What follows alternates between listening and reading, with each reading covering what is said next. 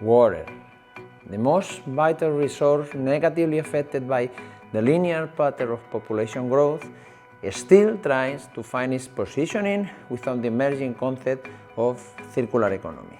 But are we ready to make the urban water cycle circular?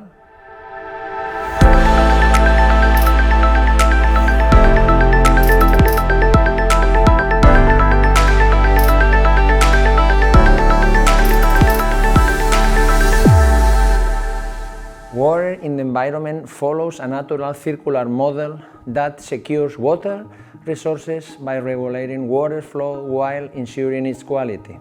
However, in human-managed systems following a linear model of economic growth, water is successfully and quantitatively degraded after use, becoming unfit for further use, both for humans and ecosystems. To decouple economic growth and development from imprudent resource consumption, an alternative circular model aiming to achieve resource efficiency to reduce waste production and to improve environmental, economical, social sustainability is being promoted. To stimulate a circularity uptake of the urban water cycle, carbon, phosphorus, nitrogen and water have been identified as the key priority resources to demonstrate circular approaches. The key question is, are we ready to make the urban water cycle circular? Water is at the core of the so-called Sustainable Development Goals. Such goals are aimed at ensuring availability and sustainable management of water and sanitation for all, end hunger, achieve food security and improve nutrition, and promote sustainable agriculture, and ensuring access to affordable, reliable, sustainable and modern energy for all.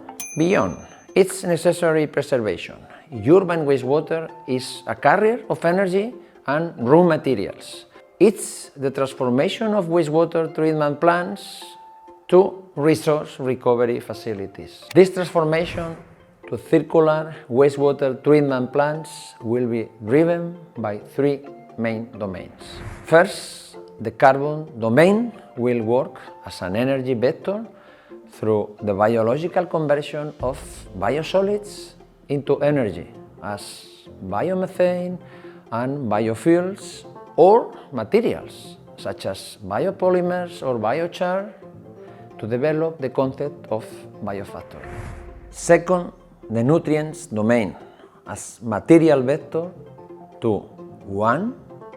Produce fertilizers, overcoming the expected phosphorus peak in a few decades by developing the concept of phosphorus factory. 2. Reduce the energy use associated to the production of ammonia, accounting for the 2% of the world energy consumption. And 3. Produce microbial biomass protein, integrating carbon dioxide valorization and green hydrogen production. Third, the water domain will help to overcome the need of alternative water resources in most of the arid and semi-arid regions along the world, like the Mediterranean basin.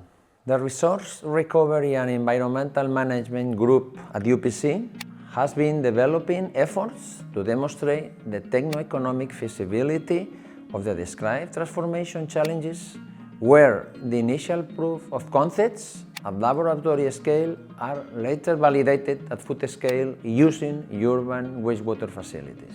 Our research and technology working model integrates the university, material developers, technology integrators, and the administration.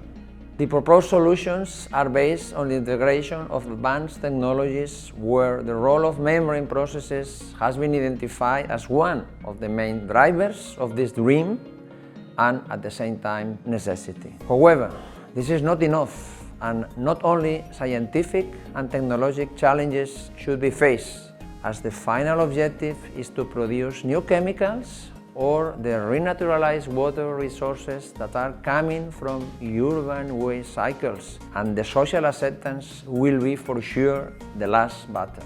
This battle will be only won if education and society involvement are proposed as the solution.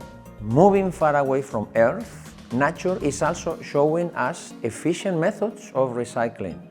Stars, for instance, they have their own life cycle. They are born, evolve, and die. But can nature reverse the arrow of time and bring back to life dead stars? These and other questions will be addressed in the next video of Sciencescapes.